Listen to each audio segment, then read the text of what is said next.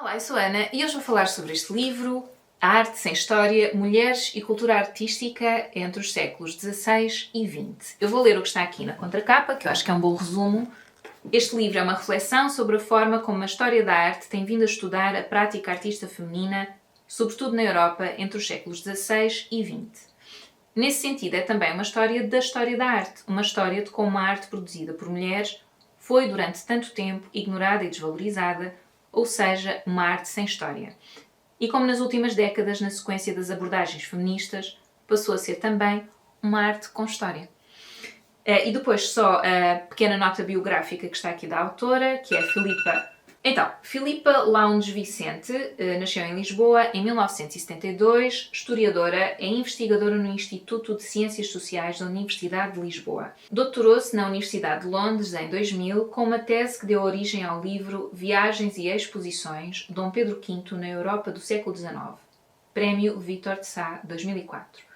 Do seu trabalho mais recente sobre conhecimento e cultura em contexto colonial na Índia do século XIX, resultaram vários artigos e o livro Outros Orientalismos, a Índia entre Florença e Bombaim, 1860 e 1900, publicado em 2009. Também parece muito interessante. Bom, então, eu comprei este livro porque interessa muito esta questão das ausências das mulheres de determinadas áreas, então, e História da Arte é uma dessas áreas. Eu estudei muito poucas mulheres artistas quando andava no liceu e mesmo na faculdade, mas nunca tinha pensado muito nisso. E, aliás, isso é uma coisa que ou que eu tenho um pouco em comum com esta autora, apesar de que ela, claro, prosseguiu os estudos e fez mestrados e doutoramento ou pós-graduação, sei lá.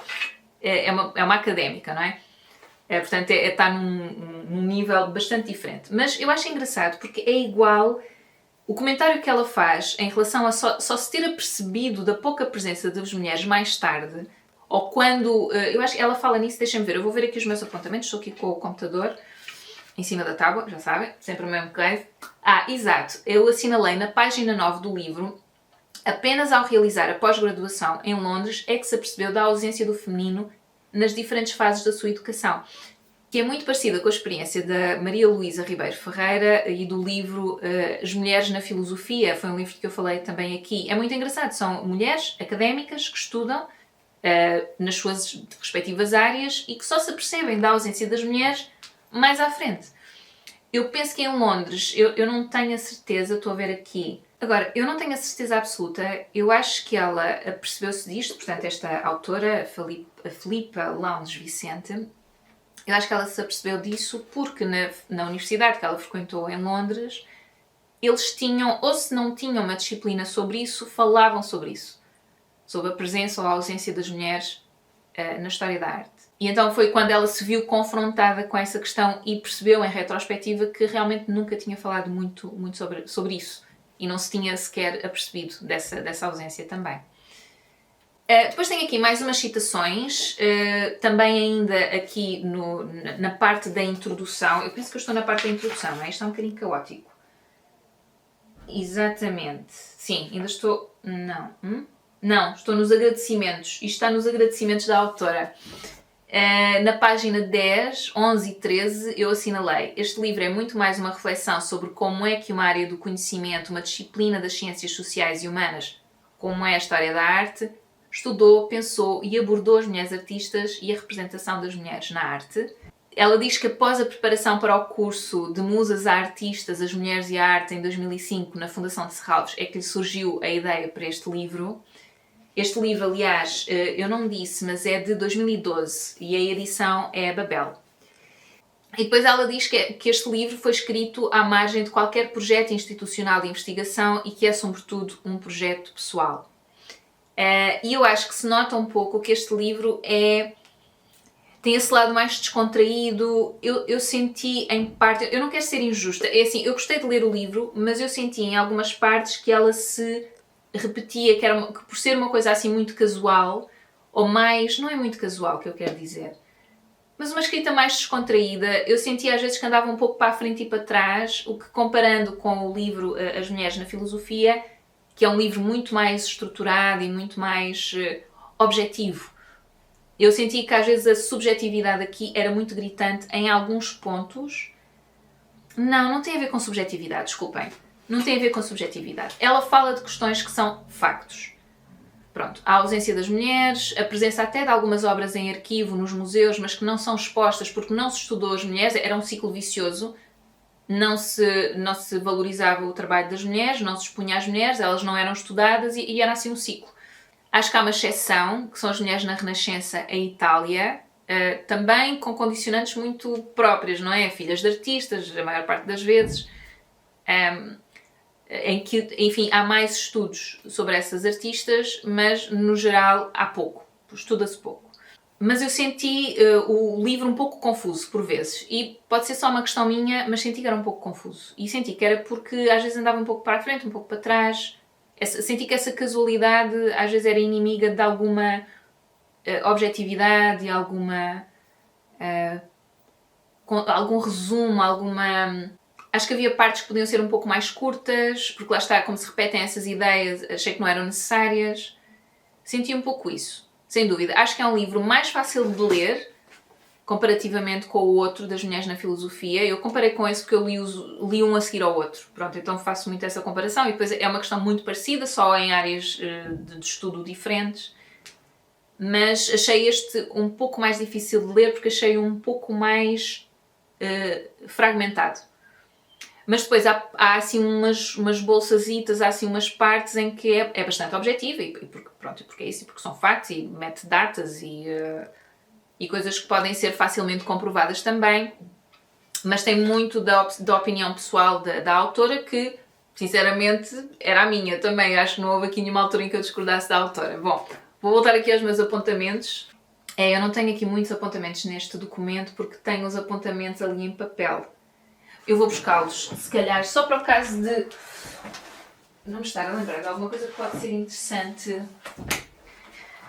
falar convosco. Tenho aqui, desculpem lá, sabem, é que isto é um trabalho que eu estou a fazer com escolas, para depois fazer um trabalho plástico, então eu fui falar com turmas destas áreas, portanto uma turma de História da Arte, uma turma de Filosofia, uma turma de História e um grupo de jovens que é uma turma ou um grupo que tem a ver com a religião, e é tudo sobre este tema da presença da mulher nestas áreas e como é que ela é percepcionada, que peso é que tem, que presença é que tem ou ausência, e então tenho assim os apontamentos de cada livro aqui nesta capa, mas eu estou a complicar, eu não vos vou ler isto tudo, pronto.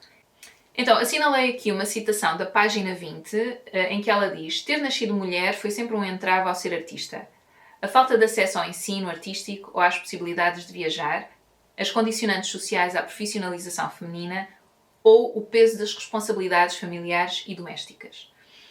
Depois, na página 21, é muito difícil encontrar documentos visuais ou escritos sobre o trabalho das mulheres. Este desprezo pelo trabalho feminino fez com que obras desaparecessem para sempre. E depois na página 24 eu assinalei como uma curiosidade. Em 1550, Vasari foi um pintor, arquiteto, engenheiro, escritor e historiador. Isto na Renascença o pessoal fazia tudo. Ele viveu entre 1511 e 1574. Era italiano, refere mais mulheres artistas italianas do que Janssen na sua História da Arte, que foi escrita no século XX, que é um dos livros de referência nos cursos de História da Arte em Portugal. Aliás, eu tenho esse livro, porque eu gosto muito de História da Arte. Eu no liceu, infelizmente, eu sinto que entre o 10º e o 12º eu estive um bocado a laurear a PVD. Foi. Então eu já sabia mais ou menos o que é que eu queria e não me empenhei assim em nenhuma disciplina a sério para perceber se era mesmo assim. Porque eu agora, olhando retrospectivamente, eu gosto muito do curso que eu tirei. Design de interiores, gosto muito. Portanto, estar aqui com esta conversa é um bocado... Porque eu gosto mesmo da área que eu tirei, não a tirei contrariada, eu tirei aquilo que eu quis. Mas eu gosto muito de História da Arte e eu não sei se não teria ido por aí também ou se não teria tentado... Não faço ideia. Seja como for, o que eu quero dizer com isto é que eu comprei este calhamaço porque é um livro enorme. Eu tenho lá para dentro, não me apetece ir buscar. Está lá para dentro, não está? Estava a ver se estava aqui, mas não. E realmente é um calhamaço. O Janssen, eu penso que ele devia ser um historiador que fez esta reunião de portanto, da evolução da história da arte ao longo dos tempos, não é? Porque ele começa, eu penso que ele começa com a arte primitiva, acho que começa mesmo lá atrás, até à atualidade, na altura em que foi escrito o livro. Portanto, está aqui século XX. E acho interessante ela dizer, porque eu também nem nunca me apercebi disso, eu também não li aquele livro do fio a pavio, aquilo era para eu consultar. E é interessante que ela refira isto, não é? Que um escritor do século XVI, apesar de ele ter-se focado nas mulheres artistas italianas, portanto, que era aquela realidade que ele conhecia, não é? E acho que aí realmente houve um boom a dada altura e falava-se delas sobretudo, sabem? Porque eu acho que aqui a questão é que às vezes, ou é que muitas vezes, as mulheres artistas existiam, mas não só existiam em condições muito específicas, portanto, com algum dinheiro, filhas de pais pintores, isso era o mais comum, ou então existiam, mas não eram faladas, não eram estudadas, eram um pouco desvalorizadas, pronto. Agora, eu percebi nestes encontros com as turmas e tal, e eu percebo isso, que às vezes esta conversa enjoa. É de género, as mulheres estão sempre a queixar, mas eu não vejo isso assim.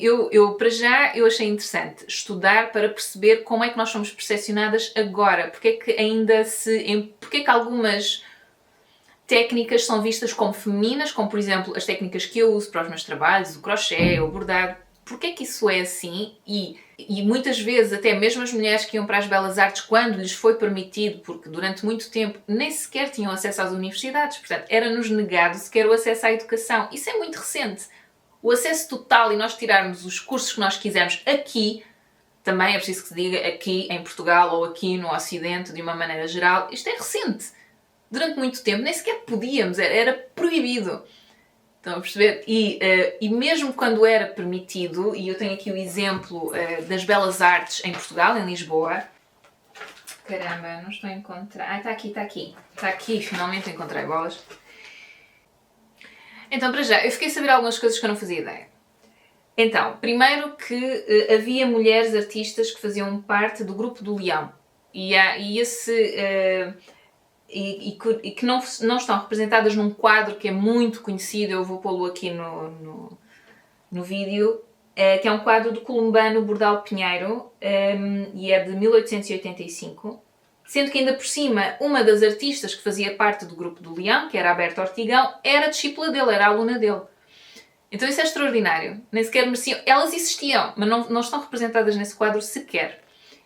Depois também fiquei a saber que o Columbano Bordal Pinheiro e o Rafael Bordal Pinheiro, dois artistas muito conhecidos, portugueses, tinham uma irmã que também era artista. Eu não fazia ideia. E depois ela ainda por cima esteve à frente de uma fábrica de rendas que eu penso que era de peniche e acho que revitalizou aquilo e não sei o quê. Não é falada, como é renda, não interessa. Depois também outra questão de que ela falou é que as mulheres eram muitas vezes empurradas para um tipo de arte que era considerada menor. Porque depois também há essa divisão entre as artes maiores e as artes menores. As maiores, escultura, pintura, arquitetura, artes menores.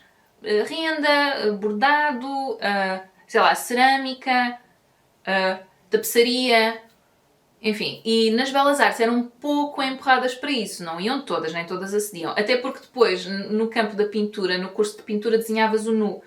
E havia pais destas alunas que não queriam que elas vissem um nu. Então, estão a ver, há sempre uma série de obstáculos que vão surgindo. E ela diz aqui uma coisa que eu também acho que é importante, que é as mulheres tendiam a estar mais dependentes de quem tinham ao lado para o bom ou mau prosseguimento das suas carreiras artísticas ou literárias do que os homens, cujos trajetos individuais eram, e continuam a ser, mesmo nos contextos nacionais de maior igualdade, muito menos afetados por circunstâncias de natureza afetiva, subjetiva e doméstica. E um dos exemplos que me vem logo à cabeça é o caso da Sara Afonso, que era mulher do Almada Negreiros. Ela era uma artista de mote próprio. Ela tirou um curso em Paris com muito sacrifício da família dela, porque ela não era rica. Tirou lá o curso, foi reconhecida cá em Portugal como uma artista em nome próprio. Mas a partir do momento em que se casou com a Almada Negreiros, isso passou tudo para segundo plano. Acho que ele depois também disse que não ia conseguir viver. Ela conta isso num documentário que está na RTP Play. Eu não vou dizer ipsis verbis, porque eu não me lembro, mas eu sei que ele fez um bocado um ultimato. Não dava para ter dois artistas lá em casa. Então ficou ela a tomar conta dos filhos que depois tiveram, da casa, etc. E foi fazendo umas coisitas e também uns bordados, etc. Eu acho que também esta divisão já de arte maior e arte menor, de género, aquilo que as mulheres fazem no âmbito do espaço doméstico, privado, é menor. Eu acho que isso já é danoso. Porquê é que tem que ser menor? Porquê é que não pode estar equiparado? Porquê é que um bordado não pode estar equiparado a uma pintura? Essas divisões depois a mim metem-me confusão e acho que só ajudam a criar estas divisões.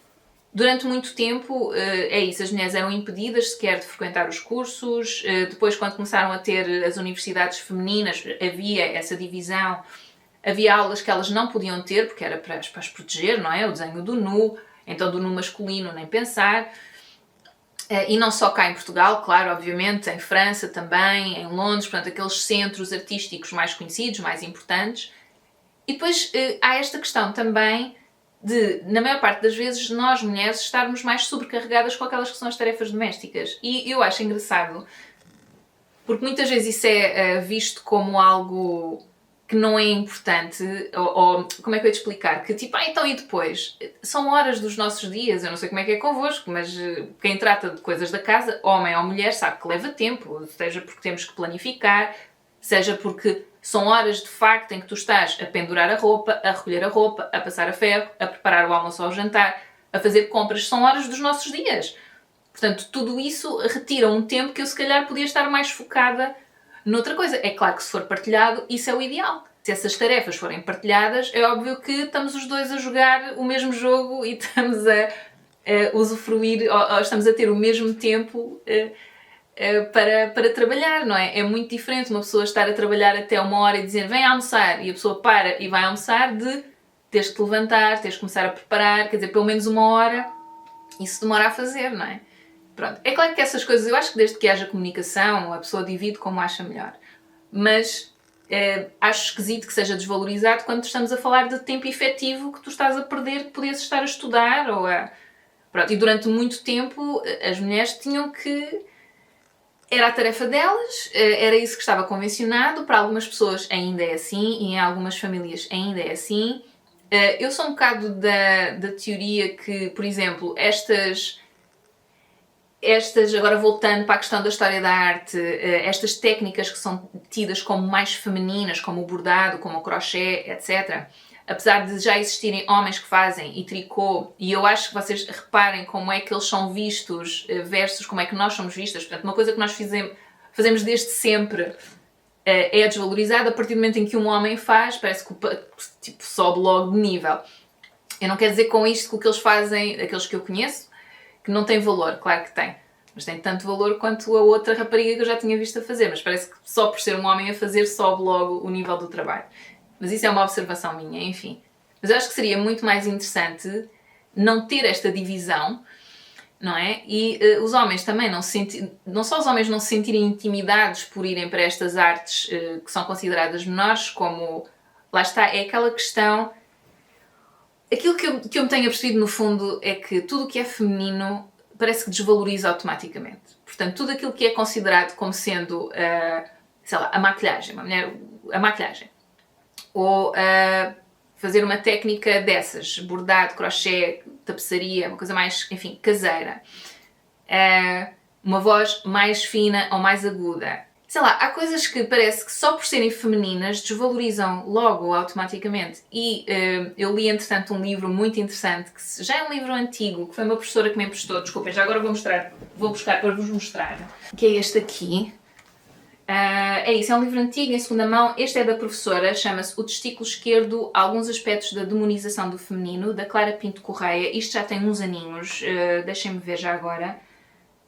Isto é esta edição é de 2004. Eu por acaso tinha a ideia que o livro tinha sido escrito há mais tempo ainda.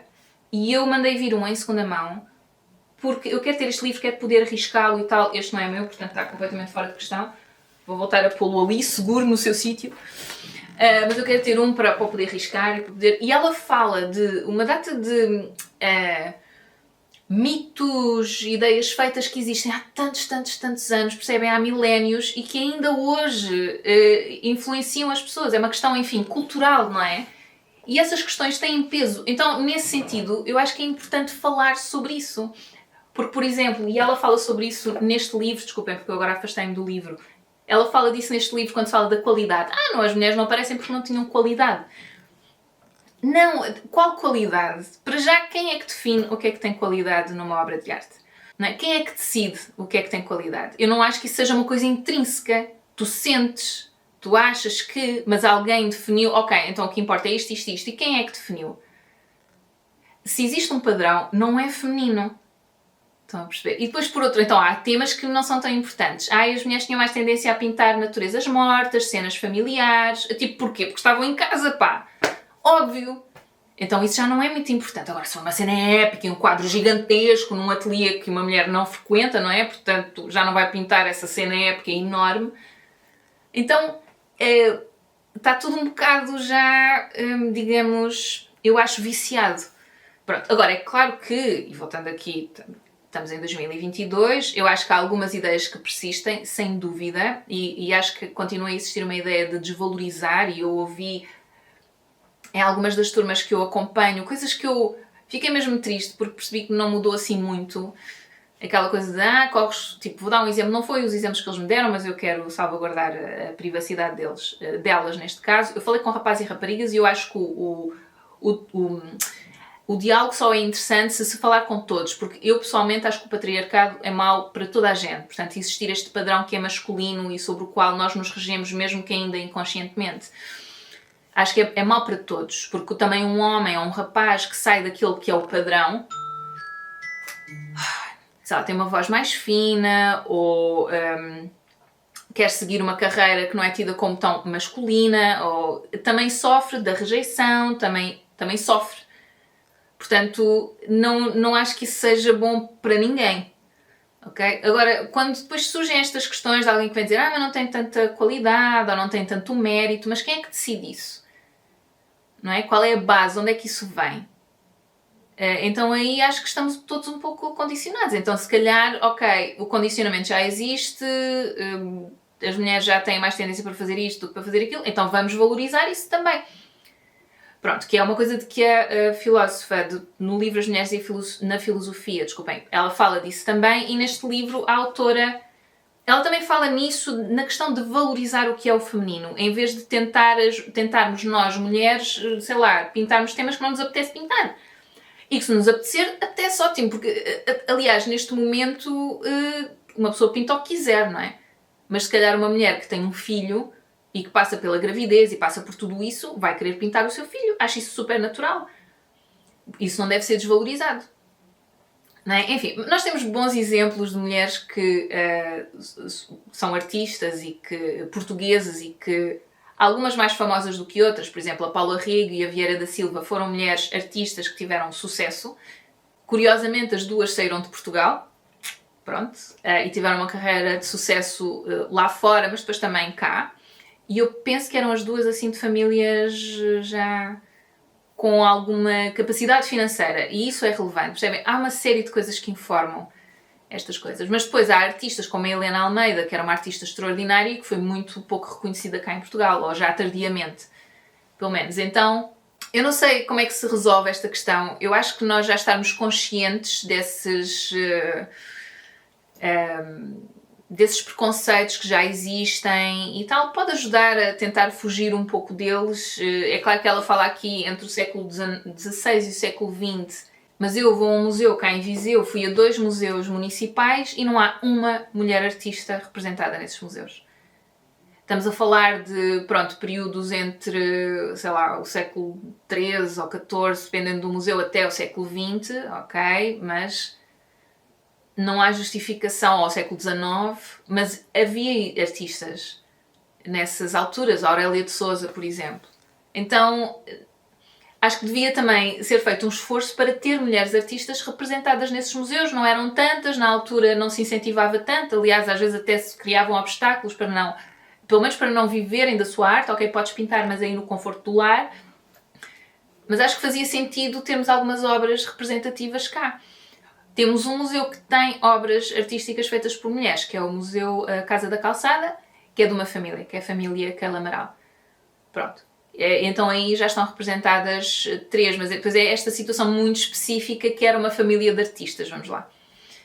É ótimo, é melhor do que nada, e tem trabalhos muito interessantes da Maria Keil, que será a artista assim mais conhecida até, de todos os que lá estão representados, ela até será a artista mais conhecida. Portanto, será uma mulher, e isso também é interessante e é ótimo. Portanto, é isso, é ótimo, é super positivo, ok? Só foi com pena de, nos outros 2 museus do Centro Histórico, o Museu Nacional Grão Vasco e o Museu Almeida Moreira, isso não estar lá. Essas artistas não estarem lá. Fiquei um bocadinho triste, porque eu sei que elas existem. São poucas, mas são algumas. É verdade, eu não disse o nome da artista da irmã do columbano Bordal Pinheiro e do Rafael Bordal Pinheiro. Depois perdi-me aqui no meio disto tudo. Eu acho que estas questões, elas não são muito difíceis. Eu acho que nós vivemos numa posição subalterna em que nos foi proibida muita coisa durante muito tempo.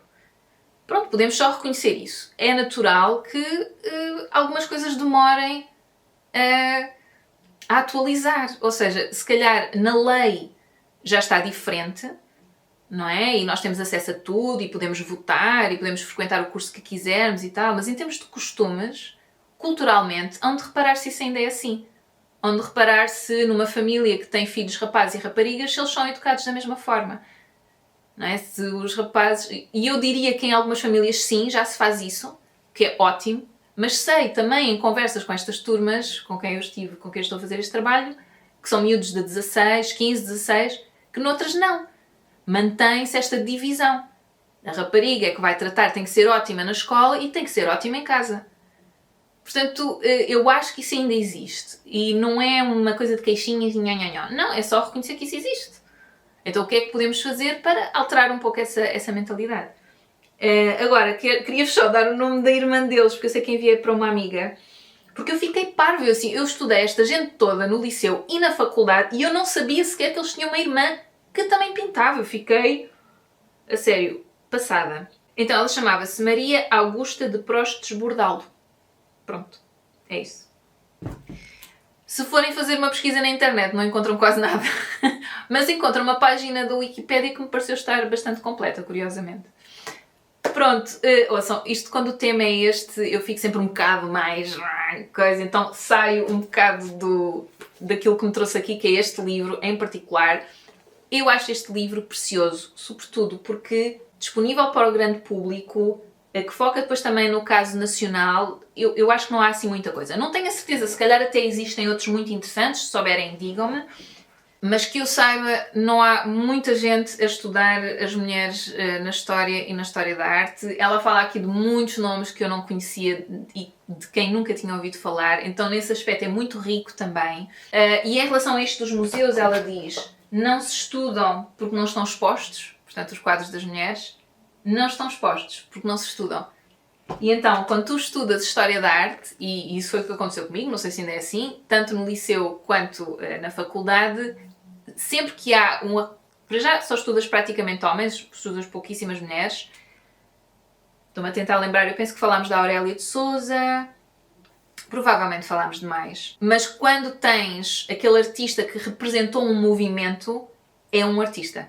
Podem ter a certeza. Mas não é estranho que seja assim. Não só não tínhamos acesso a essas estruturas que tinham os homens, não é? Como nos era proibido o acesso, como depois também havia outras expectativas acerca daquilo que devia ser o nosso papel na sociedade. E então, ok, se calhar até pintava um bocadinho, mas a partir do momento em que constitui família, esquece, acabou tudo, porque agora o foco é a família. Enfim, já me estou a repetir. Então é isso, espero que tenham gostado deste vídeo. Eu gosto imenso deste tema, eu não acho nada que este tema seja difícil e quando começam com aquelas conversas de lá estão elas, ou mas há feminismos que são radicais, mas não sei o quê. Sim, aliás, o feminismo, existem muitos feminismos diferentes, por isso é que, e depois as pessoas agarram-se àquele que é mais radical e àquele que é mais negativo. Pronto, tu tens feminismos muito moderados, que querem só a igualdade, e depois tens aqueles feminismos em que as mulheres dizem não, as mulheres têm é que dominar. Pronto, então, e as pessoas agarram-se muitas vezes a esses, não é? Eu acho que discutir estas questões é importante, é salutar, porque existem estes preconceitos e estes mitos às vezes em nós. Aliás, eu peguei neste livro e depois nem terminei. Isto fala aqui é um livro tão pequenino, lê-se muito bem, e fala do mito da menstruação. Eu não sei se já vos aconteceu, a mim já me aconteceu e percebi que acontece com miúdas muito mais novas do que eu. Que imaginem, tem alguém, um familiar, que tem uma adega e antes de entrarem na adega perguntam se estão com o período, se estão menstruadas. porque se estiverem não podem entrar. E isto vem de uma ideia que já tem mais de 2000 anos de história, de que se acreditava que a menstruação, para além de muitas outras coisas horríveis, azeda ao vinho. Ou coalha as natas ou as claras, eu não sei o que é. Portanto, para fazer bolos também não é aconselhável. Não há base nenhuma científica disto. E ainda hoje me perguntam, se eu for entrar numa adega, há uma pessoa da família que faz isso, me pergunta se eu estou menstruada. Então estão a ver, são coisas que, às vezes inconscientemente, e não é por mal, há coisas que persistem e não têm nenhum fundamento. Não é? Porquê que a menstruação havia de ser alguma coisa... É chato para nós que temos que passar por ela, que dói e que não sei o quê, mas... e também depende das mulheres. Mas não... Quer dizer, é só porque é feminino, é só porque não era entendido na altura, era uma coisa esquisita, misteriosa. Não sei, isto dá pano para mangas. Eu acho que este tema de como é que a mulher era vista e a questão das bruxas também, e acho que dá pano para mangas, é muito interessante. E acho que, lá está, mais uma vez, é útil termos consciência às vezes dessas ideias que nós temos que vão sendo passadas, não é? De geração para geração. Nós não somos imunes a elas. Eu acho que nós às vezes achamos que sim. Isto já é 2022 e achamos que somos imunes. Não somos imunes. Nós somos um produto desses tempos também. Isto é tudo um ciclo. Nós não estamos desligados da pré-história. Isto é tudo... Houve uma corrente ou houve um ciclo que nos trouxe até aqui. Uma ação, consequência, ação, consequência, ação, consequência. Então, acharmos às vezes que somos imunes a isso, não. E eu também tento dizer isso a mim mesma. Eu também não sou imune. Não é? Porque eu leio sobre isto e sou toda pela liberdade e pela igualdade, etc. Não quer dizer que eu própria não tenha... os meus preconceitos. E eu sou mais naquele sentido de a igualdade pela diferença. A igualdade na diferença. Não é todos encaixarmos no mesmo padrão. Eu acho isso pouco interessante. Portanto, é mais, ok, a coisa já está assim, já estamos condicionados assim, então vamos exaltar aquilo que é o feminino. E enaltecer. E também o que é o masculino. Mais uma vez, não se trata de subir um ao outro. É mesmo pé de igualdade. Mas é difícil. Pronto. Ouçam, já me estiquei tanto. Desculpem lá, eu fico muito entusiasmada com este tema. Espero que tenham gostado, espero que tenham aguentado até ao fim. Mais uma vez, eu aconselho este livro, acho que é muito interessante. Achei que ela perde-se um bocadinho e eu perdia-me um bocadinho também, de vez em quando, mas tem tanta informação útil e tem tantos momentos assim de uma lucidez muito extrema daquilo que tem sido o tratamento da história da arte, o que é que tem qualidade na história da arte, o que é que, não é? E as coisas estão sempre interligadas, o que se passa nestas áreas com o que se passa socialmente, em relação àquilo que são os papéis sociais, tanto aqui como nas outras áreas todas. Então é isso, eu acho que é uma leitura muito interessante. E pronto, espero que tenham gostado deste vídeo e até à próxima. Tchau, tchau!